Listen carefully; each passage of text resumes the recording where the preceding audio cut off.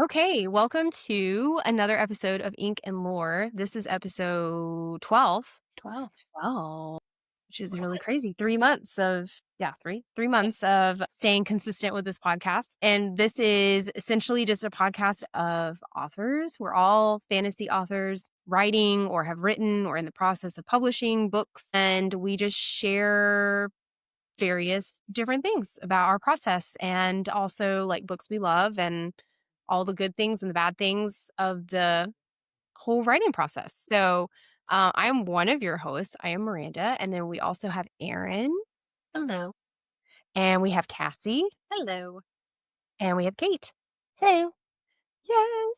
So today we are going to talk about some of the more difficult things that we have experienced in the writing process, whether that's like beginning, middle, end, post writing, whatever it might be. So we're going to think about 3 things that we have found the most difficult thus far in our respective journeys. And we're all in different places of our journeys. So some of us are either currently writing and like getting through like act 2 or going into act 3, what have you, of our books. Some of us are in the editing / getting ready to publish phase, which is super exciting.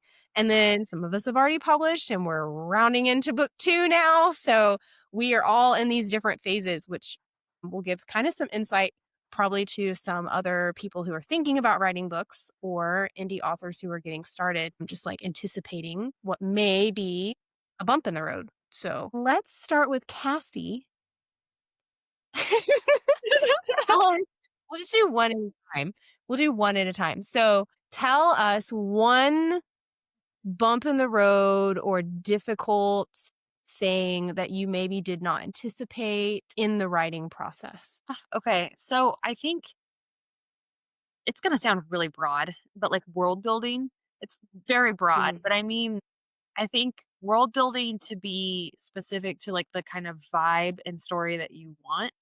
I know we've talked about this before, but like I started a book and it's like the Yeah. same characters and the same everything, but it just was not going the way that I wanted to. So I ended up scrapping all of it and starting again. And I'm like, I think that just that world building and like figuring out exactly what I want things to look like took time and it took a lot of sacrifice to be like, you know what? Nope, this isn't working, to scrap it and start over. So I feel like that was like a big one for me to just figure out what the heck I want to say and how to say it and how the world is built and all that. Yeah. And What have do it you make feel like sense. is what's something that has helped you with world building, you think? I think just trying to figure out the why, like behind characters and everything has been like the major thing. Is because anytime I have to be like, why are they doing that? Then that tells me that like I have work to do. Like you have to figure Mhm. out why something is happening for you to actually build the community and the characters and the world and the entire story. Yeah. Yeah. Yeah. I feel like Hard. world building is like it's like so important and it's also and that like you would expect for that to be kind of like a harder part of it. And I think we've all talked about this too before because we all have different strengths, I think, in different ways. And like I struggle so hard with dialogue. It is like impossibly difficult for me. So that would be one of my that's one of my hard things. That's one of my hard things is writing dialogue. Make it not sound stupid. Like that Cheesy. cheesy. Yeah. Yes. I can write all day long about what the dirt feels like. That but I cannot for the life of me have them carry on a conversation. Yeah. Mhm. And I'll be in the middle of writing and I'll notice that I've had like all these paragraphs of descriptions and actions and things, and I haven't had one line, not one single Mhm. line of dialogue. And I'll be like, I guess they're mute for this entire They don't need to talk. They're fine. we don't need to talk for this entire segment. Oh my god. Maybe one of your characters in a future book can lose their voice. Literally be mute, cut out their tongue, and not say another word. I would prefer it. Actually, I had someone planned in my character, like sub characters. One of them in, I think it's like in book 3, is mute. Like they Oh, do not that's speak. funny. And I'm so thrilled to introduce that character because I don't have to give them any dialogue tags. I don't have to have them speak at all. So yeah, I think that's That's probably one of funny. mine. And I feel like like Erin's really good at dialogue. I feel like Yes, I was gonna say I Erin, love dialogue. dialogue Mhm. queen. I'm glad that translates because that's my Yeah, favorite part. yeah, you're like really good I at can pick up on like I can like envision and see this You can hear conversation it. happening with Yeah. these people and hear it in my mind. And I'm so cool. Yeah. Well, that makes me happy. Yeah, I love the dialogue. I Yeah, you can tell. wanna die inside when I have to describe something. Like, describing a room? God, not another room. Not another room. Good Lord. And I'm over here, I'm like, how sheer are the curtains? How high is the ceiling? How high is the ceiling? What's the crown molding look like? Love it. Oh, I I think think that's it comes from, a lot of hypothetical conversations that a go on lot. in my mind constantly, you know? Yeah. That's a product of some things. That's cute. Self-development.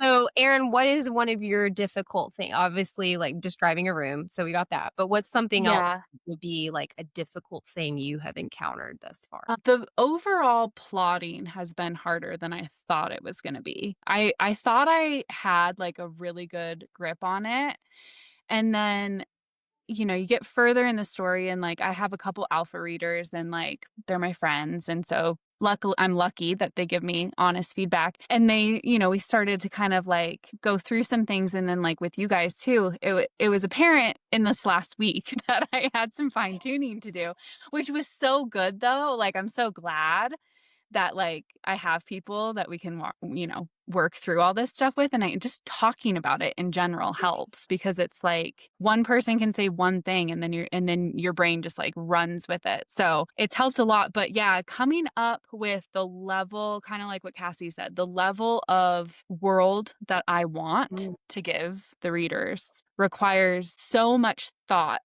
and answering questions. And even especially because I'm like planning for this to be a trilogy, I have to think ahead. mhm. And I even have to think in the past because everything that exists in the first book or the second or the third came from somewhere. And so I have to have an idea of like how that happened. Even if I don't explicitly say it in the story, I have to have an understanding so that it comes out clear for the Right. readers and that nothing is left, with a plot hole. So that has been by far the way harder than I thought it was going to be, but it's also like making me grow so much to just like kind of rewire my brain like that. And it's fun. Like I've had a Yeah. blast with all of the changes and thinking of it a little bit differently and more in depth. So, I will say that, like, having you guys be able to not just as readers, but as writers, mhm. be to come in and, like, give insight on things that I would maybe never have thought of or picked up on, like, almo like, having alpha readers,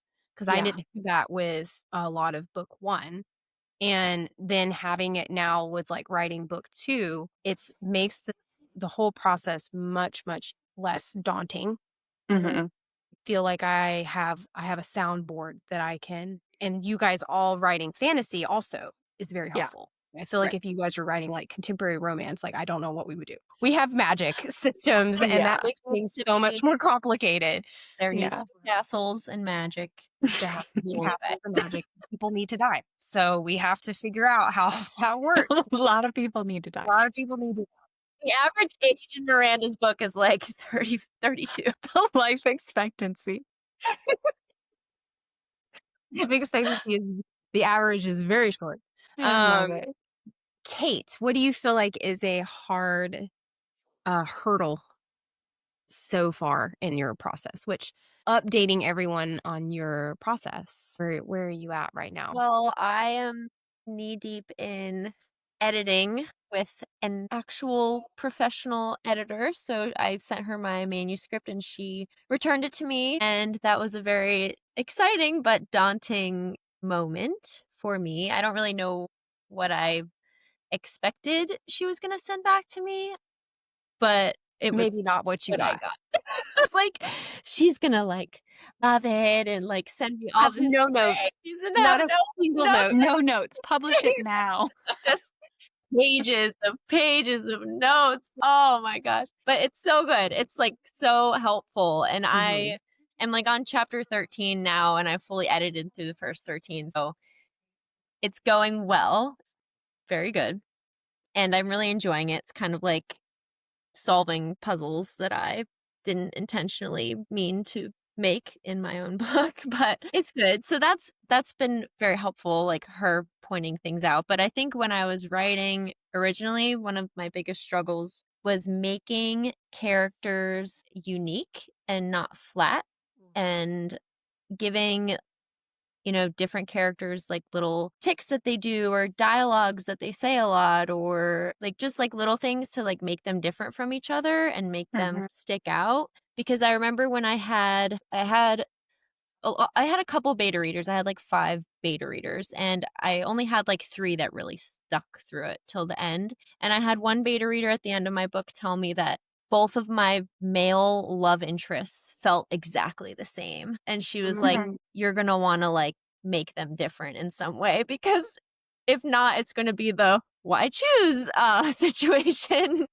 Yeah. And I was, like, thinking about it, I was like, "Oh my gosh," like, I made these men exactly they are the same. She was like, "If you covered up their names, you wouldn't be able to tell who was talking or who was there because they were just, like, so similar." Kinda realized that that was something that I struggled with, just, like, literally making somebody very uniquely them and, like, giving unique flaw like, literally just building people is hard and making their backstories and their goals. And we were just talking about in the plot talk that we did the other day about like the issues I was having because my editor said that my one character didn't have a strong enough goal. And I was like, that's a big problem because she's the main character. So I really got to fix that one, which I did. Besides the point, I digress, but it's just hard.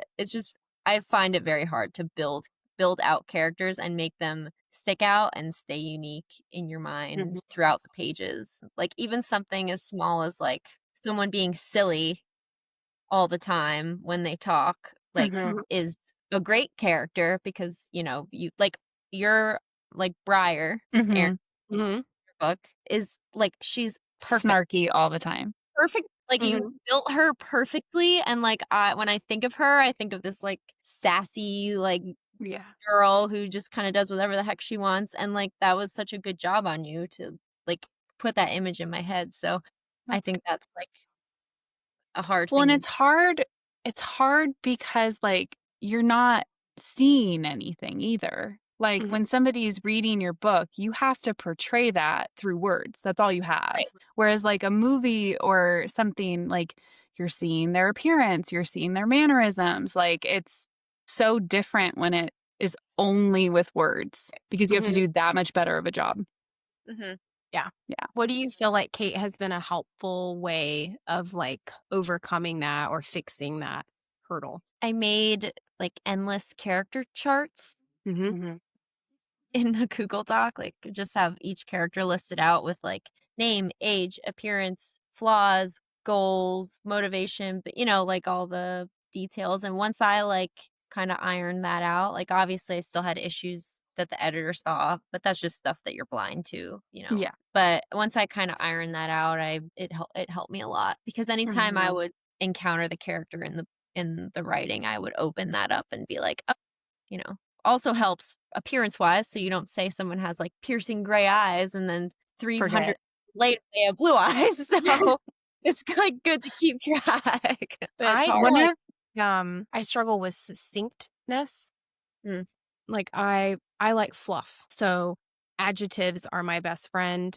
And that was one thing that my editor pointed out instantly was like, you have to tighten things. Like not everything needs to be described. And even like dialogue tags, I feel like was something that was kind of hard because I want it to be more like want it to be not just like he said or implied. It needs to be like this whole thing, like meatier than that. And she like instantly smacked me on top of the head and was like, no, you don't Enough. need to do that. You don't need to do that. It's like sometimes less is more. And actually I have now in book 2, that is easier for me now because of like her feedback. And then also what I feel like has helped me is reading books where succinctness is like like shines, and the Mhm. Red Rising, like there is no other book in my brain that defines succinctness. Like he can describe an entire 10-year in a paragraph, Yeah. and like I kill feel your like that's because he's a and man. yeah, well, he's also a man. Yeah, he's also a man, so there's that, but it's, like, the dialogue and everything too, like, everything is just rapid fire, and Yeah. it's just that has helped me a lot, is reading books where people have nailed, and that's not the only one, but people have nailed, like, succinctness. Right. Mhm. See how they write and kind of like reenact that a little Pick bit. up on that pacing. I think that's huge. Yeah, pacing, like, I don't want things to draw out, Drag. which Mhm. you guys helped me with when we had our brainstorming session, which Cassie is not privy to until she reads the rest of my book, but it She'll be done. I got She'll it. be I done got soon. it. you got it. Oh, so You that's have it super right next to exciting. me. And for those who are listening, like we have started doing like brain dumping sessions, like Mhm. whenever we just like are all together, we have free time or like whatever. Or it's like panic mode, we need help. Yeah. And 911. 911, I have a plot hole and I can't fill it. So we will hop on these calls and we'll walk through something. And even though it's almost like just verbal diarrhea. And if Yeah. we can just get it out, sometimes we Uh-huh. can solve it ourselves, Yep. but we just need to get it out. So anyway, so they have been helping me with pacing with my second book because it was getting labor intensive and there was very crucial character was not making their debut soon enough in the book. So now that has been fixed and will be better. I think that that is like, I mean, I'm no one to like give writing advice yet. You know what I mean? But like, I think that that like for anybody who like wants to do this, I can like I can so confidently say that like the book that ends up in people's hands would be a completely different book without a group like you and like without like the people in my personal life that like help me Yeah. because if it was just me and it's not that like it's not my writing or my ideas but it's like to be able to like bounce things off of everybody. I mean it changes the whole thing like It makes you and it's better. also just like creatively like I don't know you just get around people who like jive and like get it And yeah, and get it. all of a sudden it opens up. Yeah. Yeah. Yeah. I tried to read book 2 to my husband in the car while we were driving back from our trip this weekend. And I was like so into it. And I was like reading it. And he's like, yeah, that's nice. And I'm like, Yeah, it's not the same. that's not what I needed. That's like the equivalent of you asking, "How does this look?" And he doesn't even look, and he's like, "Yeah, it looks great." Yeah, Yeah. exactly. I mean, he supports my dream like 110%. Yeah. And there are sometimes he'll actually sit down like when I got my physical copy in the mail, he like sat down and was like reading through it and he was like super proud. But he just is not like he reads like Michael Crichton stuff and like just different genre and different stuff and written by men. So it's different, it's a different vibe. He's not a fantasy girly. It's Like he's okay. not a fantasy, you know? He's just not a Thank fan. goodness. Right. Bored, right? Like, 'cause then I would be questioning sexuality. Yeah, I don't think my husband even has a right side of his brain. Like, he is like the least creative human on this planet. Like, he is all logic and all like, well, that doesn't make any sense. Like, he couldn't come up. I mean, he loves fantasy like movies and like Oh, story, sure. Yeah, but absolutely. to come up with it, no, he's No, not coming up with any ideas. no. Yeah. We were talking about too, like before hopping on the podcast, like talking about how like coming up with names can be really Mhm. difficult sometimes too. And I know like we were having this discussion with Cassie on our brain dumping session about like her like Norse um like Viking heritage kind of stuff like permeating her book and like how that like naming stuff comes a lot from that. And like Erin, you pull a lot of your stuff from like actual folklore. Celtic. Yeah. Yeah. And I know like Kate and I think both pull from Greek and Latin. Latin stuff. Latin. Yeah. Yeah. So like I'll literally type in Google and I'll be like, what's the Greek word for this? And then it'll spit out all these words. And I'm like, what can I do with this? What And can I tweak, combine? what Yeah. can I combine together and make it so it like sounds okay. And then Yeah. if I don't like the Greek, I'll Exactly what type I in do. Latin. I mean, what's the Latin word for this? It's literally what I do. And then I'll make like a list. Like if I'm trying to name a character, I'll make like a list of like 5 options and then I'll go Yeah. through and I'll try to say them out loud and I'll see which one like sounds good. Yeah. So you guys don't like I feel like I'm like so weird. It's like my intuition leads a lot of this. Yeah. And so I will like when I was Googling names and all of mine are like nature-y, like elemental Yeah. theme. And I would just see one and I'm like, it's kind of like when you have a baby and like you just know that that's their name. And I was like, oh, that's her name. 100% that's her name. Like no No, question, labor didn't have over to it. think twice about it. I was like, that's who she is, like done. No, I labor over it. The only name I didn't labor over was my book title. That I got, it Yeah. was like instant. I was like, yep, Done. that's it. But the rest of them, I So labored Yeah. over I'm them. a And I'm total But like, I didn't choose super like fantasy names though. So it was yeah, but kind of like they fit the vibe of your book. they do. And I wanted that. I didn't want like really hard to pronounce names because I just had so many characters. I thought that that would be kind of like a lot. Cool. Like if every one of them was like up to interpretation, I'm like you'd get a little confusing. Now, Cassie, I know like because when we were doing our brain dumping session, like a lot of Norse, it's a lot of like letters like put together that is kind of hard to pronounce a little Without bit vowels. without vowels. Yeah, but I love that vibe. Are you gonna continue to keep that? Like, do you think you're gonna lean into that for like naming stuff? Because we were talking about naming your like magical people. I won't reveal Like too the much. race. Magical people. Yeah. Yeah, I mean, I probably will, even more so like in the later books, because like right now it's you're kind of in one kingdom, and then like eventually we're all going to be like in the magical Norse Viking kingdom, and so Yes. probably more of. I'm excited.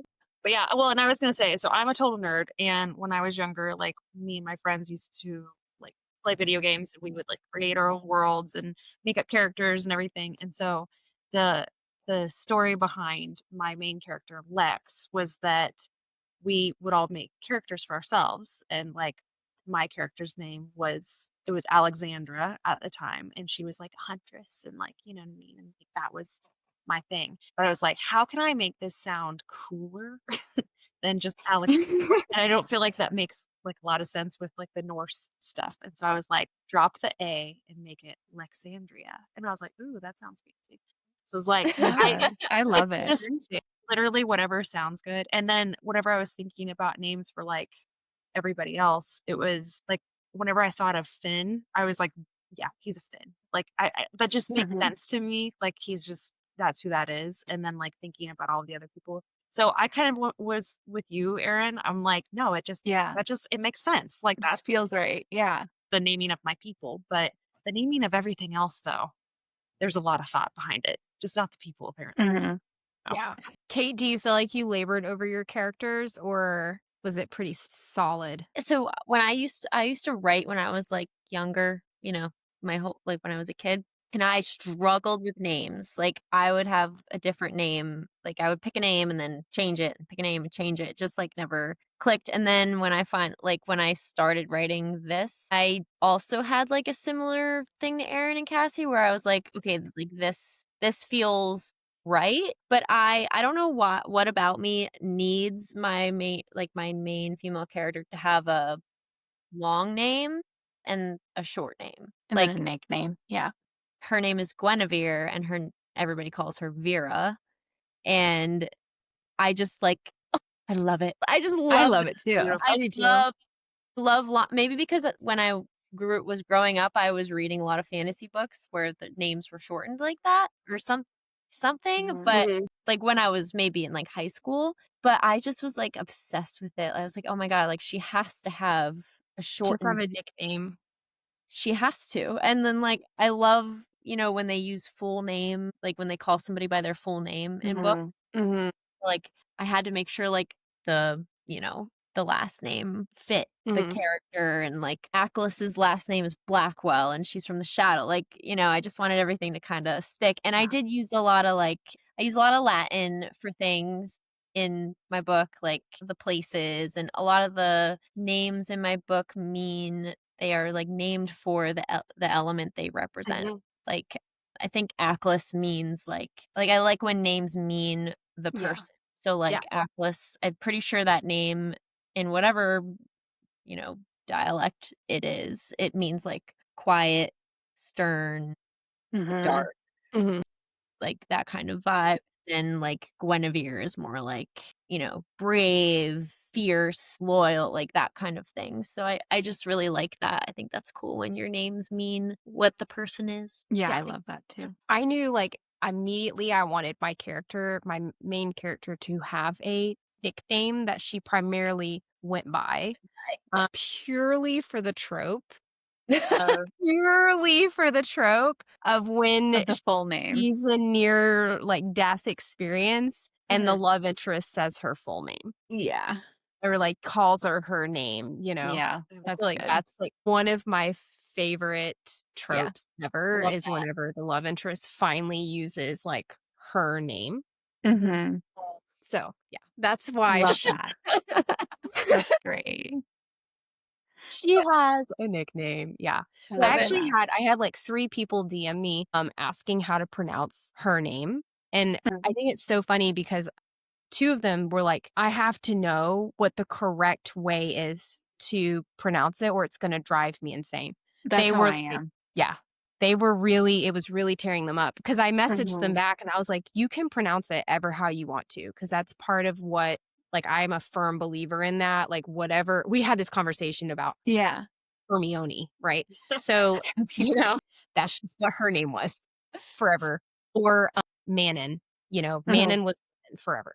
So I'm like, "Ever how you wanna pronounce it is fine," and they message me back and they're like, No. "No, we need to know how you pronounce it." And I'm like, "Okay, well, it's a stray." Yeah. That's so funny. Yeah. Oh I my love gosh. it. I Yeah. love her name. I do too. Yeah. And It's I suits love her her. name too, and, like, chill. her nickname too. I love Mhm. her name. All of it comes full circle. There's reasons for everything at some point. I think that's also, like, what Erin said, if you're writing anything that's more than a standalone and you have to look into the future, like, I'm anticipating 5 or 6 books, so I have to look into the future 5 or Right. 6 books from now, potentially 5 years from now when I finish these books, and I'm like and I have to anticipate what will happen now that Right. will affect the future, like Well, quantum physics. Like, it's what like are we doing? the same thing is with the past. Like Yes. you Yeah. have to write Yes. the past. Like I want to write a prequel. I do too. Mhm. A duology. I want to do a duology Yeah. prequel. Mhm. Yeah. Yeah. So it's like you have all that like swirling around in your head, and then you have all the future stuff. It's like There's too No much. Yeah, wonder I know. we It's a lot. we have it's a so many things we have to work out, our and brain is like, our brain. "Ah!" That's why I have so many Google Docs. I have Yeah. so many Seriously. Google Docs of all my notes, and I'll, like, come up with some random thing. Like, I'll come up with some like, I came up with some random way to open a door that's not just opening a door, and I had to, like, write that down. I'm like, "Remember, this is how Yeah. this door You're gonna gets forget out." that.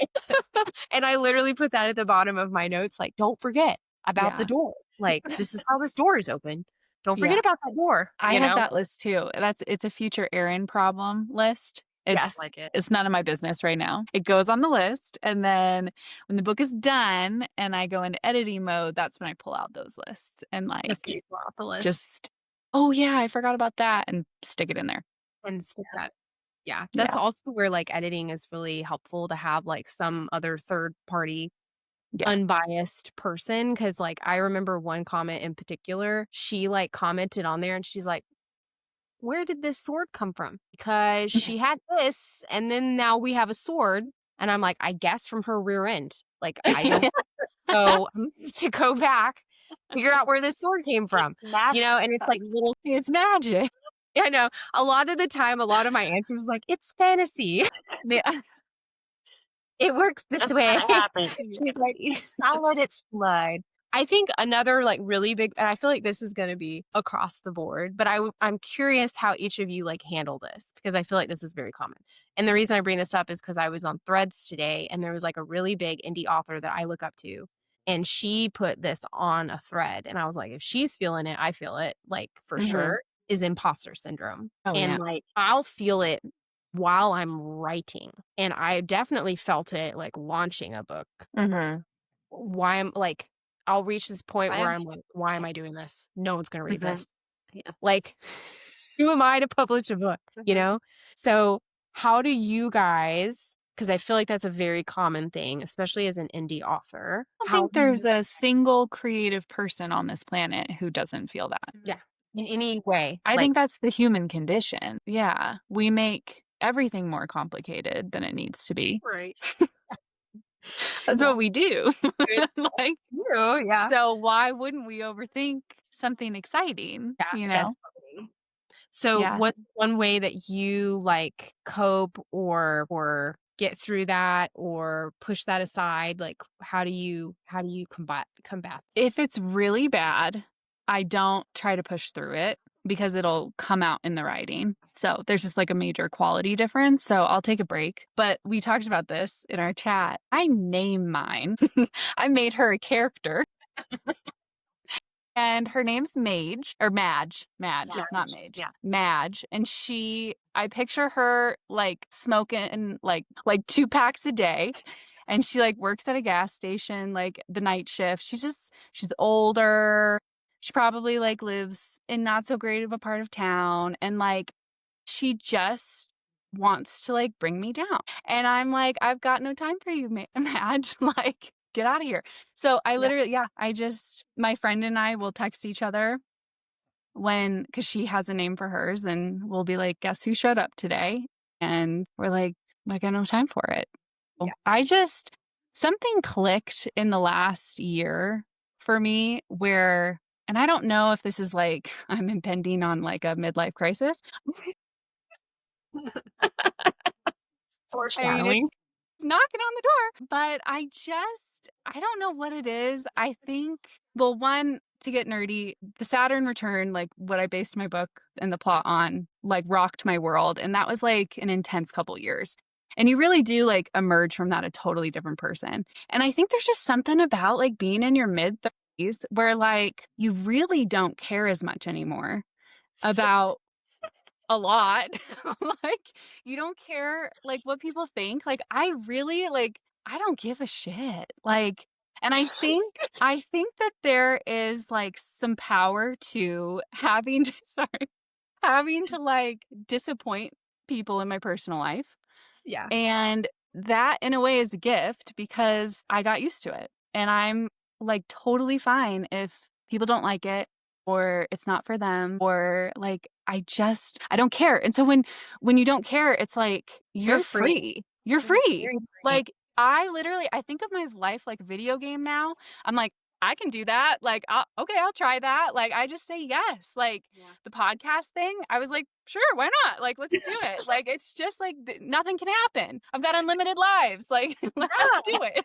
What's the worst that can happen? Yeah, exactly. That's what I say to myself all the time. What is the worst that could happen? Yeah. I want to be like Erin. Yeah. Because how many times have we gone down the doomsday thing and thought our life was going to end for like the silliest thing, and it didn't, and the world keeps spinning and your life keeps going.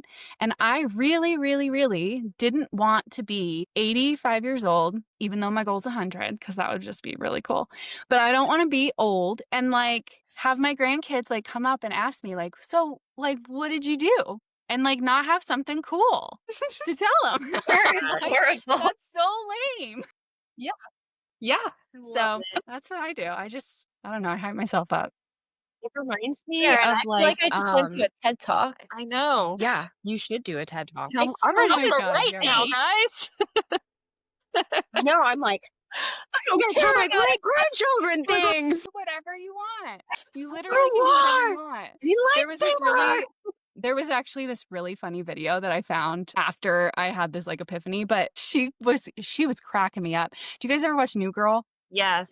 Have you ever seen that? Okay, so one of the comments in this video was that this was Jessica Day on weed, and it's like so on point because she literally she just goes off and like talks about how like nothing is real, like nobody cares. She like bent this fork and she's like, look at what I just did. She's like, I did it because I could, because nothing's real. And it was just like, it was cracking me up. And I was like, yes, more of this energy. Like, do whatever you Yeah. want. It reminds me too of like, I'm a big fan of Irish goodbyes. I don't know if you know what that means, Where it but takes forever. no, like you You leave just with say, no Oh, you warning. leave. Oh, I'm thinking the other No, one. like bye. Like today I Oh, was in a yeah. business meeting and I literally just got bored, so I just left. I was like, I don't have the energy or the time for Life's too this. short. And I Just literally leave. left. I didn't apologize. I didn't say bye. Yeah. I didn't give an explanation. I was just like, and I like hit end Yep. and I left that room. And I'm It's all about that best. kind of energy. Yes. So if I am done being in a public place, I'm done. Like I will leave. I Yeah. don't care. I don't, etiquette aside, like my Yeah. mental peace is Oh, important to me. totally. And That's the so I've priority. like worked really hard to achieve my mental peace. Heck no, is some kid's birthday party gonna ruin that mental peace? So Yep. I'm out. Yeah. Irish, If it's not a hell yes, it's a no. it's a no. I like my people I pleaser really is do like feel like you get Cassie's people pleaser I'm like inside of anxious her is listening to you dying. guys talk about that. Like I could never. Spend a weekend with me in my March and husband's like, we'll see where we can get you. I know. Hang with us I long need more enough, of it, girl. so I like it. I've been Like through enough therapy. I'll show you a thing Yeah. or two. This is, courtesy of thousands of dollars of therapy. My mind's expensive. I will share with you. Oh my gosh, yes. no, I well, and think like, that, I and I mean, I feel like really do feel like you get to that point, and especially in your 30s where you're just like, no more, It's just a waste of energy. no more. Yeah. I think the Yeah. problem though My is imposter syndrome hack is I like check myself and I'll be like, I think I named mine Debbie. I think that's what mine is named. You gave me the hack of naming it something. Yeah. So it's just like that voice in your head that tells you you're not good enough or like you're Yeah. not like no self-esteem, no self-worth. And I literally will like be like, Debbie, do you know who you're talking to? Like I Yeah. have this and I have done this and look at what Yeah. I am doing today. Like, Exactly. and it helps. It really does help. It does. I think having that reality check and then also having like a group. I think as women too, like we just do better having a support system of like-minded people so that we are in alignment with like what we need that particular point in time or like we'll message in our group message, which I highly encourage anyone who's listening to do something like this. I'm forever thankful for it, but it is like therapy for me in a small little way. And it's like just giving a safe space that we can just like complain about Mhm. something. And it doesn't even have to be book related. Anything. I was talking about how my daughter like literally poked holes in her skirt that she wore to school with a pencil. I picked Because her she up, could. like, "What is this? Why did you do this?" And she just looked at me like completely straight face, no emotion. And it was just like, because I could. Yeah. Like, Good enough reason. granted, she's 5. So I'm like, okay, well, it's all right. Valid, I guess. But we were just literally talking about that in the group chats. Also having like imposter syndrome. It's good to have that sounding board and people like check you and you'll be like, you're writing a book. A lot of people start writing and never finish. I think it's only like, I read a statistic, it's like 4 or 5% of people who start writing a book actually finish it. And then it's a smaller percentage of that actually publish said book. That's So the a fact sad that we are all on that journey and have not given up is huge. for sure. Yeah. Yeah, my imposter syndrome person is just like I feel like I've gone through imposter syndrome my whole life, but it's always been like the cooler, better, prettier, more popular version of myself has been Oh, like yeah. I remember you saying that. my like imposter syndrome person. So what's helping me now is kind of realizing that the imposter syndrome person is like who I'm becoming a little bit. Like you are her. Yeah. Like I'm becoming the girl who lives in New York City, who is a Yes. artist, who's writing a book. Like I'm becoming all those things. So it's like making me feel better about the journey that I feel like I'm actually, achieving the person that I want to be. And I know I'm not 30 yet. Okay. I'm not in my 30s, Yeah. Next year. but I have been through a lot of things in my 20s where I, made the decision to choose myself. And this book kind of has been one of those things. Just, there's a lot of things in life where sometimes things aren't going well. And you kind of just have to choose yourself and your own peace and your health and your mind. And I think I learned a lot of that a couple years ago. And it's just kind of pushing me forward to achieve the things that I've always wanted to do. And if you're writing your book and you're feeling imposter syndrome, just remember that not many people can do a sliver of what you're trying to do. Yeah. So who cares if 100%. people don't like it? There's always going to be people who don't like it. Mhm. There just Yeah. might be one person where you change their life. Like There's by reading your 40, I think there's 40,000 people that rated Throne of Glass 1 star. Yeah, that stuff helps me too. Like seeing the That's- one yeah. star. So I'll go and look at that and I'm like, whew, okay. Yeah.